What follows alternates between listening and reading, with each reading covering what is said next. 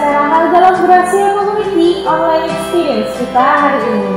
Teman-teman, apa kabarnya nih? Semoga teman-teman di sana dalam keadaan yang penuh sukacita dan juga sehat selalu ya. Saya senang sekali dapat menyapa teman-teman semuanya, baik yang Kristen maupun yang non-Kristen yang sedang menyaksikan tayangan ini. Saya ucapkan selamat bergabung. Dan juga untuk teman-teman dari Gracia Community Purwokerto, Gracia Community Jakarta, dan juga Gracia Village Jakarta. Salam kompak selalu ya guys. Nah teman-teman, tinggal beberapa hari lagi nih kita akan merayakan perayaan Natal. Tentunya untuk kita semua umat Kristiani.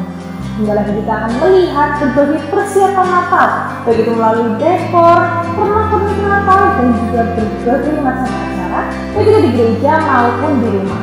Yang tentunya semuanya sudah disetting sedemikian rupa dengan tujuan agar Natal tahun ini dapat lebih semarak dan lebih ceria lagi teman-teman.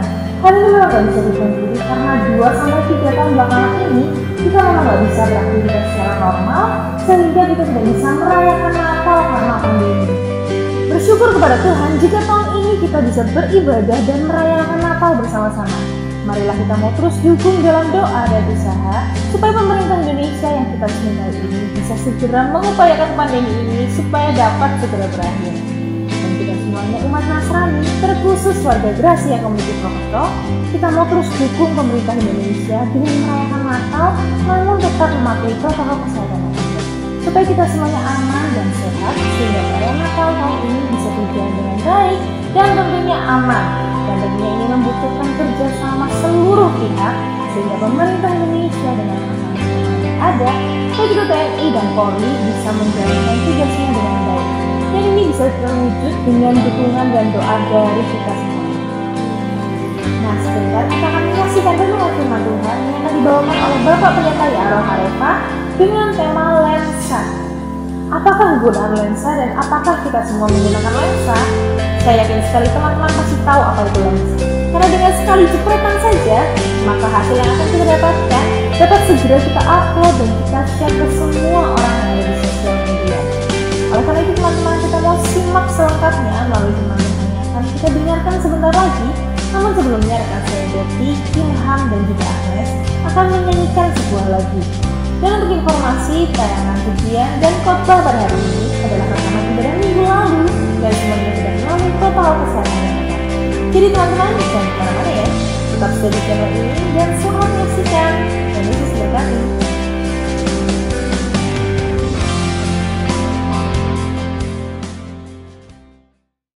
Halo Bapak Ibu, dengan lebih semangat lagi, halo Bapak Ibu. Minggu-minggu ini semangat dan sukacita Natal sudah mulai berasa ya Bapak Ibu. Bisa dilihat dari pohon Natal yang ada di sebelah kanan saya, gelap-gelip, sangat meriah.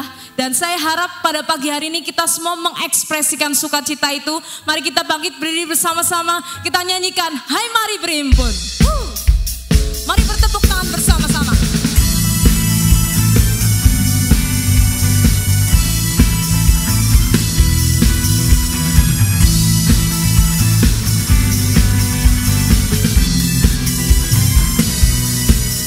Sama-sama kita nyanyikan. Hai mari berhimpun dan bersukaria, turutlah semua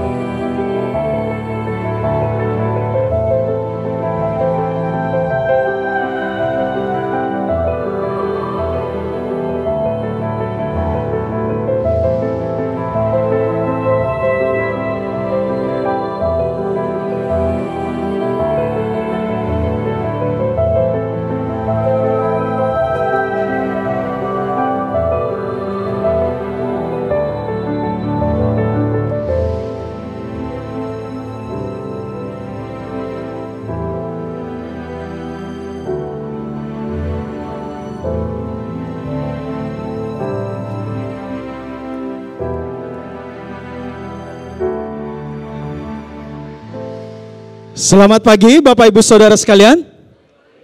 Bagaimana kabarnya hari ini? Luar biasa ya, puji Tuhan. Saudara, klip yang barusan tadi kita lihat memperlihatkan kepada kita bagaimana keadaan alam semesta ini. Dan tadi dari videonya itu sangat indah sekali ya. Bukan saya yang membuatnya, saya nemu di TikTok dan ternyata luar biasa sekali kecanggihan teknologi saat ini. Tadi kita melihat dari klip tersebut bahwa ternyata ketika partikel-partikel atau unsur-unsur terkecil yang ada di alam semesta ini, termasuk yang ada di dalam organ tubuh kita, ketika dilihat dari atas dan kemudian di zoom, diperbesar, begitu terlihat dengan jelas, terlihat dengan nyata. Tetapi kemudian ketika view-nya kemudian ditarik, ya, lama-kelamaan unsur-unsur terkecil tadi semakin tidak terlihat juga. Tadi wanita yang terbaring di tanah itu cukup terlihat dengan jelas, tetapi ketika lensanya semakin ditarik, dia semakin tidak terlihat. Dan lama-kelamaan, tadi apa yang kita lihat di awal video semakin tidak terlihat. Tetapi di satu sisi, kita bisa melihat keindahan yang lain. Keindahan alam semesta, galaksi, dan berbagai keindahan lainnya yang kita bisa lihat di dalam video tadi. Dan ini semua berkat kecanggihan dari teknologi yang ada saat ini. Dengan bantuan lensa kamera, kita bisa melihat hal-hal yang indah yang mungkin tidak bisa kita lihat dengan kasat mata. Kita semua tahu pohon pisang ya. Tetapi ketika batang pohon pisang ini ditebang, maka kemudian ketika dilihat dengan lensa kamera diperbesar atau dengan mikroskop, maka akan seperti ini penampilannya. Garam yang kita makan ternyata aslinya seperti ini. Berbeda dengan apa yang kita lihat biasanya.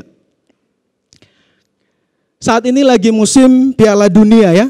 Dan mungkin beberapa di antara kita ada yang suka mengoleksi kaos jersey. Dan ternyata kaos yang saudara pakai aslinya seperti ini. Ternyata saudara-saudara, ketika benda-benda ini di zoom, diperbesar, sangat berbeda dengan apa yang kita lihat biasanya. Ternyata ada keindahan-keindahan lain yang bahkan lebih indah dari yang kita lihat biasanya dengan kasat mata. Saudara-saudara, ternyata begitu penting juga bagi kita untuk melihat sesuatu itu dari dekat. Karena terkadang apa yang kita lihat itu belum seluruhnya, tetapi hanya sebagian dari yang sebenarnya. Nah, hari ini saya mau mengajak kita untuk melihat bersama-sama salah satu tokoh Natal, yaitu Zakaria dan istrinya Elisabet. Nah, mari kita membuka Alkitab kita dari Lukas 1 ayat 5 sampai ayatnya yang ke-7. Pada zaman Herodes, Raja Yudea, adalah seorang imam yang bernama Zakaria dari rombongan Abia. Istrinya juga berasal dari keturunan Harun, namanya Elisabet. Keduanya adalah benar di hadapan Allah dan hidup menurut segala perintah dan ketetapan Tuhan dengan tidak bercacat. Tetapi mereka tidak mempunyai anak sebab Elisabet mandul dan keduanya telah lanjut umurnya. Amin. Saudara, apa yang akan Anda lakukan jika misalnya selama ikut Tuhan, saudara sudah hidup benar, melakukan apa yang Tuhan minta, tetapi giliran berdoa, minta sesuatu sama Tuhan, malah nggak dikasih sama Tuhan. Kira-kira bagaimana respon saudara? Bingung, ngomel, marah-marah, atau pergi ninggalin Tuhan? Teks Alkitab yang barusan kita baca, yaitu tokohnya Zakaria, juga ngalamin pergumulan yang sama. Sudah hidup benar, ngelakuin apa yang Tuhan minta, tetapi hidupnya malah jadi aib di mata orang lain. Jadi bahan omongan di mata orang lain. Nah, untuk sekedar informasi, jadi kalau kita melihat Alkitab kita, yaitu Perjanjian Lama dan Perjanjian Baru, jika di buku Alkitabnya, kita bisa menemukan di dalamnya ada satu lembaran yang kosong antara Maleakhi dan Matius. Nah, itu adalah menunjukkan ada satu rentan waktu yang lama antara PL dan PB. Jadi ada sekitar 400 tahun Tuhan itu tidak berbicara kepada bangsa Israel. Jadi kitab nabi terakhir itu Nabi Maleakhi ya. Nah, jadi dia adalah nabi terakhir yang Tuhan perintahkan untuk berbicara kepada bangsa Israel. Nah, setelah 400 tahun kemudian barulah Tuhan kembali berbicara kepada umatnya. Dan untuk pertama kalinya lagi Tuhan berbicara, yaitu melalui pasangan suami istri yang sudah tua, yaitu Zakaria dan Elisabet. Dan ternyata lagi bahwa kabar Natal pertama, kabar kelahiran Yesus untuk pertama kalinya diberitahukan kepada pasangan yang sudah tua ini. Nah, kita belajar dari kehidupan mereka. Hari ini saya mengajak kita untuk merenungkan dua hal. Yang pertama adalah bahwa kesalehan hidup bukan berarti hidup itu akan tanpa cacat celah. Melakukan firman Tuhan berarti tidak pernah jatuh dalam dosa. Bukan berarti tidak pernah jatuh dalam dosa. Tetapi kesalehan hidup itu adalah proses jatuh bangun melakukan apa yang Tuhan ajarkan dalam hidup ini. Tadi kita sudah baca ya di dalam ayat yang ke-6 bahwa Zakaria dan istrinya adalah orang benar di mata Tuhan. Mereka melakukan apa yang Tuhan perintahkan. Hanya saja sampai usia mereka tua, mereka belum mendapatkan anak. Mereka sudah berulang kali berdoa, tapi Tuhan belum kasih juga kepada mereka. Sudah hidup saleh, sepertinya sudah capek-capek ngelakuin apa yang Tuhan minta, tapi giliran minta satu anak aja sama Tuhan, si pemilik kehidupan itu malah gak dikasih. Kira-kira itu yang dialami oleh Zakaria dan istrinya. Dan dalam tradisi Yahudi, kondisi yang dialami oleh kedua pasangan saleh ini dianggap sebagai hal yang tidak wajar. Dianggap sebagai aib. Bahkan mungkin saja kredibilitas Zakaria sebagai pemimpin umat akhirnya diragukan. Karena di mata masyarakat dia memiliki aib. Orang lain itu kan melihat mereka sebagai imam ya, pemimpin umat. Tetapi kok punya aib? Katanya hidup benar. Mana buktinya? Kok berdoa malah gak dikabulkan sama Tuhan? Dan mungkin meskipun tidak dicatat di dalam kisah ini secara mendetail bagaimana Zakaria dan Elisabet menjalani hari-hari mereka, tetapi saya rasa sebagai manusia pada umumnya, aib orang lain biasanya jadi bahan gosip tetangga ya, jadi bahan perbincangan orang lain. Dan seperti manusia pada umumnya, kita juga suka sekali berfokus terhadap kejelekan orang lain, kelemahan orang lain. Dan itu yang akan menjadi fokus kita. Dan ini pasti dialami oleh Zakaria dan istrinya. Orang lain melihat mereka sebagai keluarga imam yang punya aib.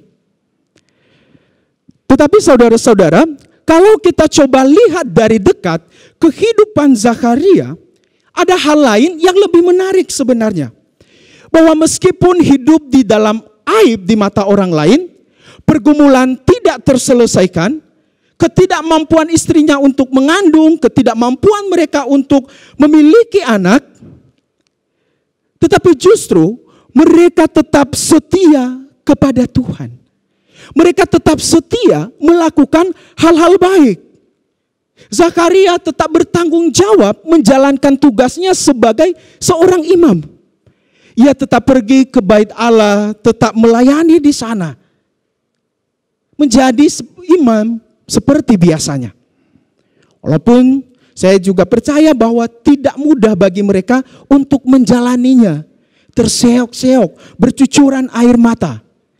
Kita tidak tahu setiap hari Elizabeth mungkin menangis di kamar, memohon kepada Tuhan supaya memiliki anak. Karena begitu sakit menjadi guncingan tetangga. Mungkin Zakaria diolok-olok oleh rekan-rekan lainnya. Tetapi mereka tetap setia percaya kepada Tuhan. Tetap setia melakukan tanggung jawab mereka. Khususnya Zakaria sebagai imam. Sehingga tadi dikatakan bahwa mereka hidup benar di hadapan Tuhan. Mereka ngalamin proses jatuh bangun di dalam melakukan yang Tuhan minta di dalam hidup mereka. Dan justru inilah yang membuat mereka disebut sebagai orang benar, orang saleh. Saudara, hal ini ngingetin kita semua bahwa faktanya kesalehan hidup bukan berarti hidup kita akan tanpa cacat celah. Melakukan firman Tuhan bukan berarti kita juga tidak akan pernah jatuh dalam dosa. Dan juga ngingetin kita bahwa kerapuhan hidup bukan berarti kita tidak akan bisa berbuat baik. Bukan berarti kita tidak bisa datang kepada Tuhan. Tetapi justru karena kita rapuh, kita butuh Tuhan yang selalu siap menerima dan memperbaiki kerapuhan hidup kita. Ada seorang gadis bernama Mandy Harvey. Jika dilihat secara sekilas, dia terlihat seperti wanita pada umumnya. Tetapi ternyata pada usia 18 tahun, ia kehilangan pendengarannya. Jadi coba bayangin, dari usia lahir sampai 18 tahun masih bisa mendengar, dan kemudian tiba di usia 18 tahun mulai sudah tidak bisa mendengar lagi. Tetapi kepedihan hidup yang ia alami tidak memadamkan semangatnya untuk mengejar cita-citanya menjadi seorang penyanyi. Tetapi bagaimana seorang penyanyi, bagaimana seorang yang tuli bisa menjadi penyanyi? Setelah melewati berbagai pergumulan hidup, akhirnya ia menemukan sesuatu di dalam dirinya. Ada hal yang sensitif di dalam dirinya. Jadi akhirnya ia menemukan satu hal. Ketika ia bernyanyi, ia akan buka sepatu dan kaos kakinya. Jadi dia bisa merasakan getaran musik itu melalui telapak kakinya. Dan kemudian dia akan mengetuk jari kakinya untuk bisa merasakan nada-nada dari musik yang dimainkan oleh orang lain. Cerita yang berbeda. Dia adalah Andres Godoy. Kalau kita lihat, dia adalah seorang pria biasa, tapi ternyata dia juga tidak punya tangan kanan. Tetapi ternyata profesinya adalah seorang pemusik dan pemain gitar. Mari kita lihat klip bagaimana dia bermain gitar ya.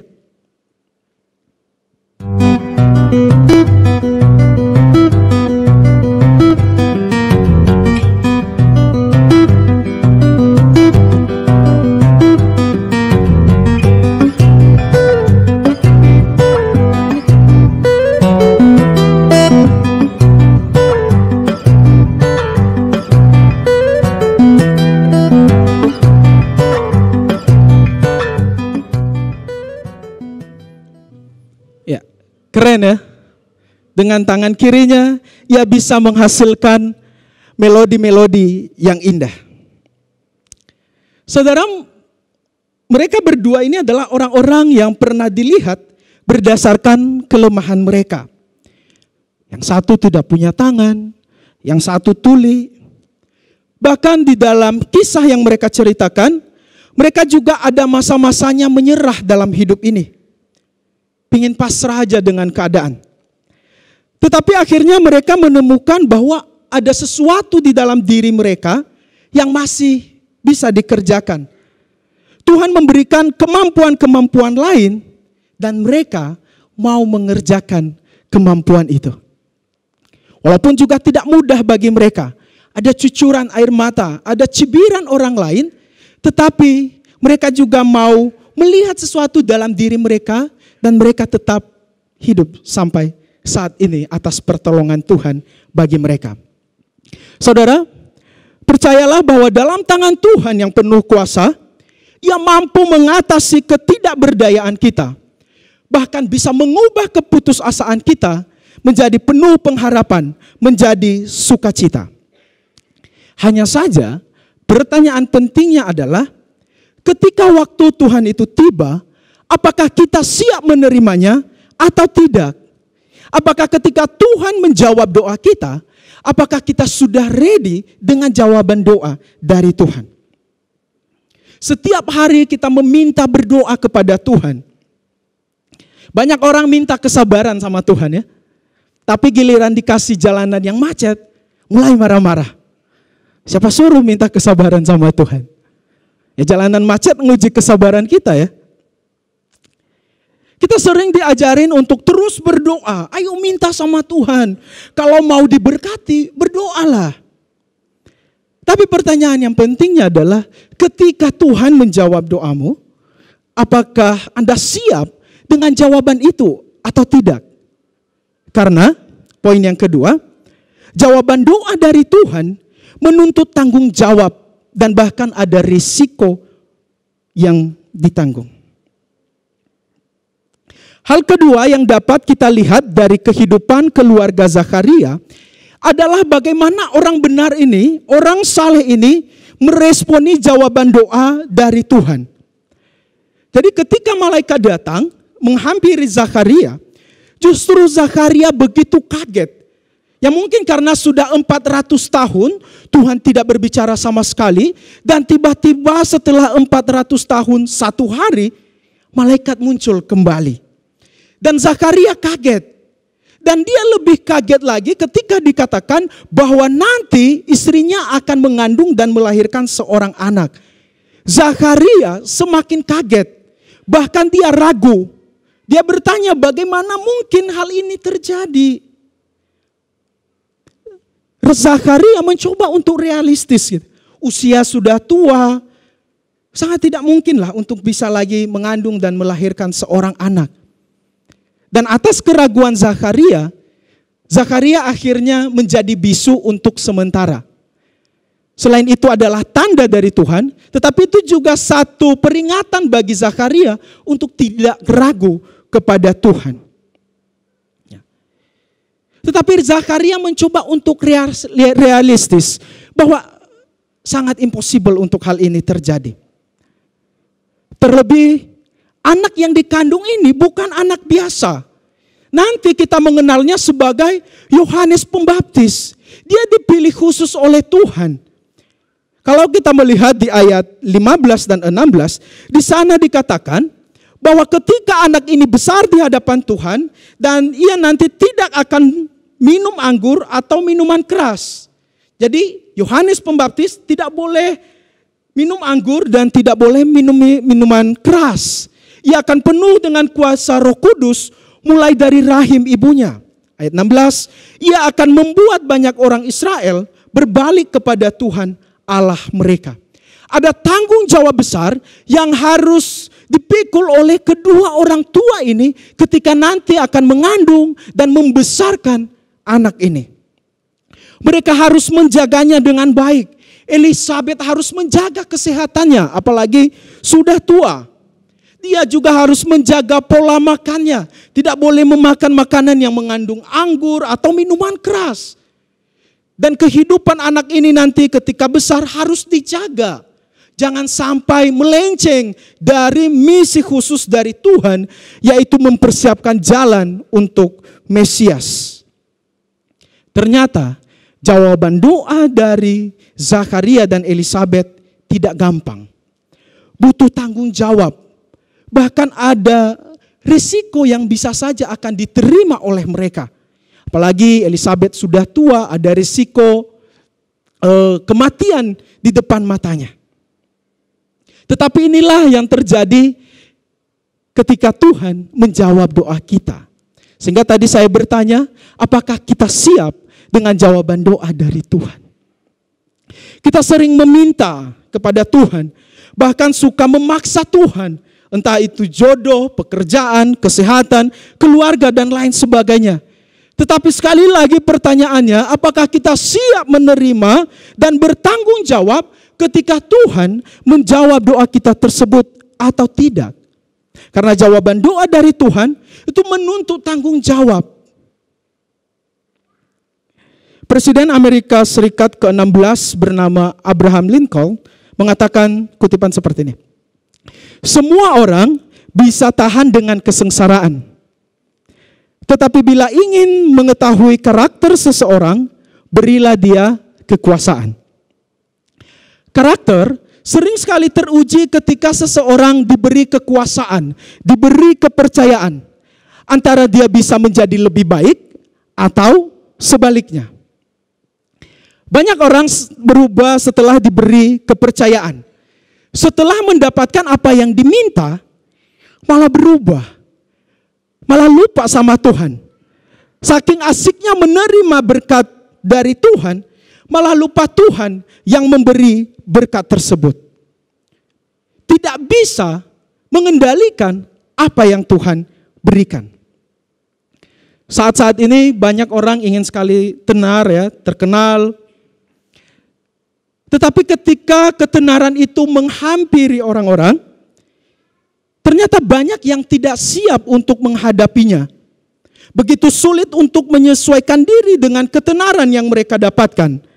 Sehingga akhirnya tidak sedikit public figure yang mengalami gangguan kesehatan mental, depresi, lari ke obat-obat terlarang, dan sebagainya. Tidak siap ternyata dengan apa yang mereka minta. Setiap hari kita meminta kesehatan dari Tuhan, disembuhkan dari sakit penyakit. Tetapi sudahkah kita bertanggung jawab terhadap kesehatan yang Tuhan berikan kepada kita? Mari kita periksa pergumulan apa yang selama ini kita doakan di hadapan Tuhan dan ternyata sudah dijawab oleh Tuhan. Dan apakah kita bertanggung jawab untuk itu atau masih belum? Orang tua yang memiliki anak, yang mungkin selama ini merindukan anak dan kemudian dikasih oleh Tuhan. Sudahkah kita bertanggung jawab mendidik anak-anaknya seperti yang Tuhan mau? Buat rekan-rekan yang masih sekolah, masih kuliah, Tuhan beri sekolah kampus yang diinginkan. Tetapi sudahkah bertanggung jawab dengan apa yang Tuhan berikan? Dengan belajar sungguh-sungguh? Atau justru santai-santai, bolos-bolos? Mungkin kita akhirnya mendapatkan pekerjaan yang kita inginkan. Atau usaha yang kita inginkan akhirnya terwujud, diberikan oleh Tuhan. Tetapi sudahkah kita bertanggung jawab dengan baik untuk itu atau masih belum? Menjalaninya dengan baik tanpa kecurangan. Ingat saudara, bahwa jawaban doa dari Tuhan membutuhkan tanggung jawab. Kita mempertanggungjawabkannya di hadapan Tuhan. Ada seorang pelayan Tuhan bernama George Muller. Dia ini dikenal sebagai raksasa doa. Karena setiap kali ia berdoa, doanya langsung terkabul. Misalnya ketika hendak pergi berlayar, kemudian di-cancel karena kabut sehingga nakoda kapal tidak bisa menjalankan kapalnya. Kemudian dia ajak mereka berdoa dan habis amin, kabutnya langsung hilang. Dan begitu banyak lagi mukjizat-mukjizat lain.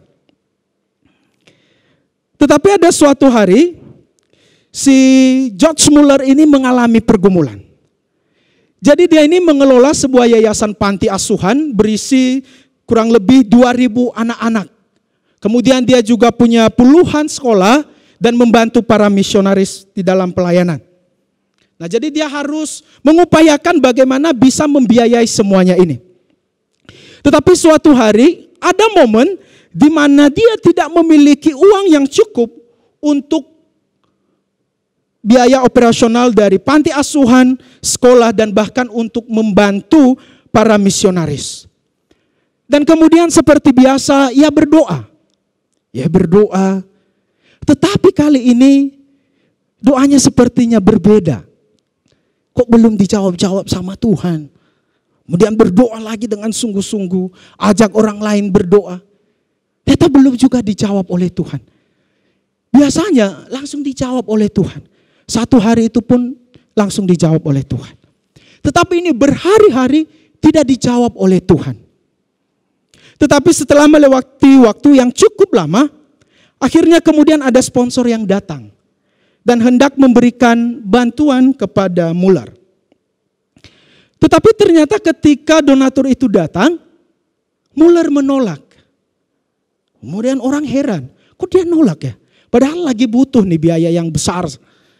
Kemudian sponsor itu dia suruh untuk pulang saja dan dia tidak menerima dana tersebut. Nah, kemudian ketika teman-temannya nanya, Muller itu menjawab begini. Saya takut, saya terlalu memaksa Tuhan dengan doa-doa saya selama ini.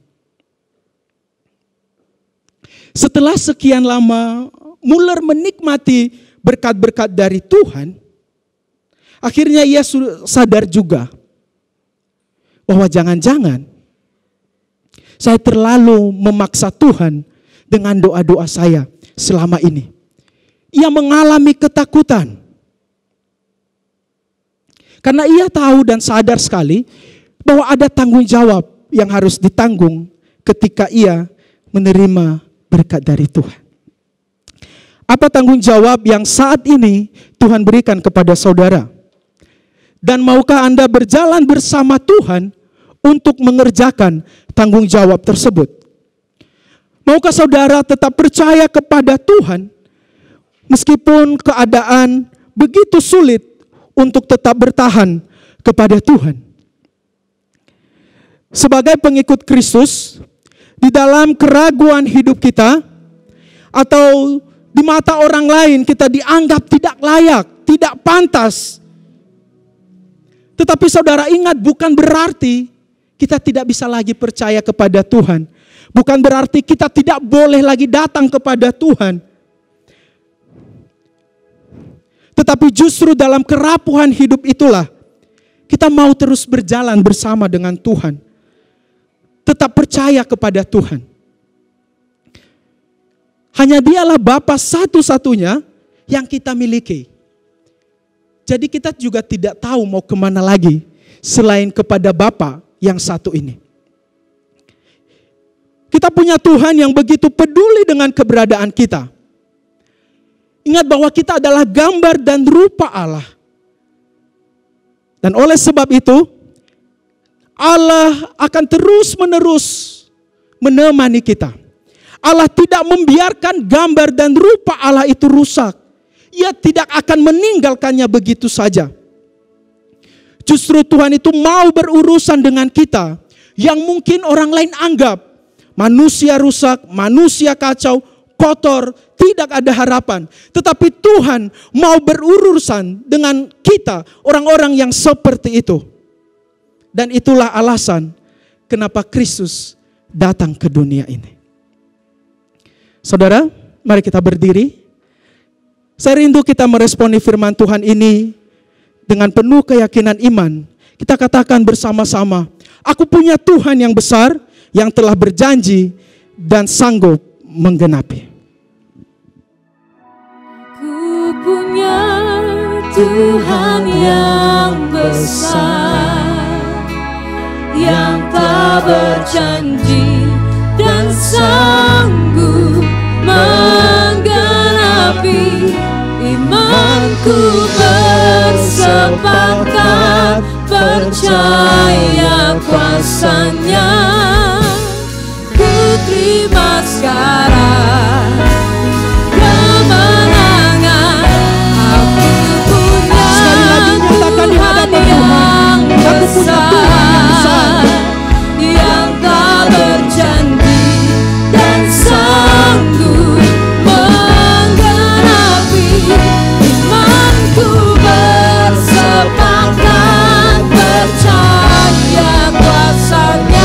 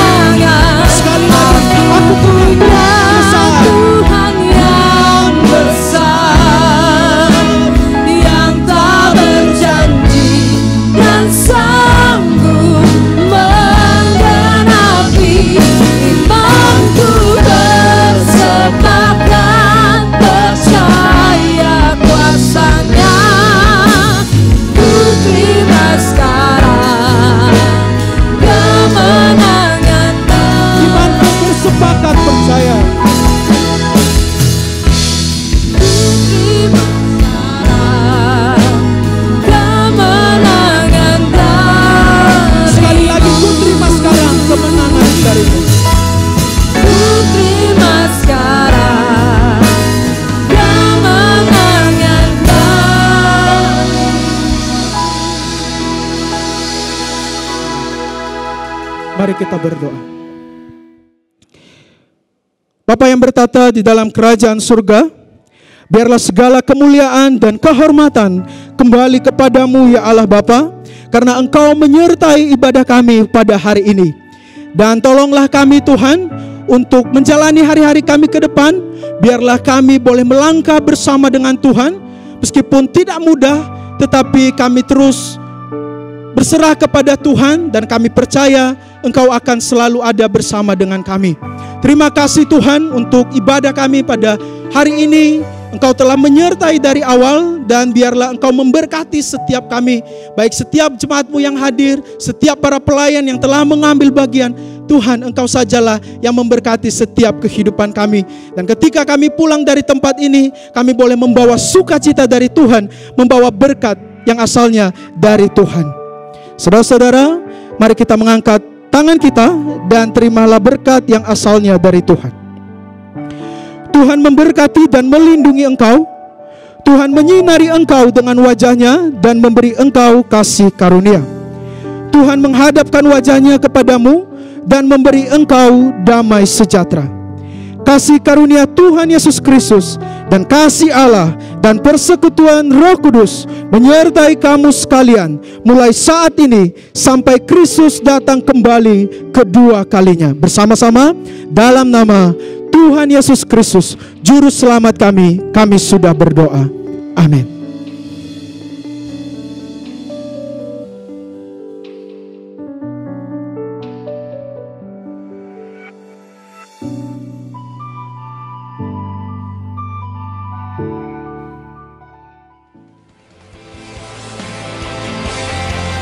Terima kasih untuk Bapak Pendeta Yara Hareva untuk renungan firman Tuhannya yang saya yakin telah memberkati dan menguatkan kita semuanya.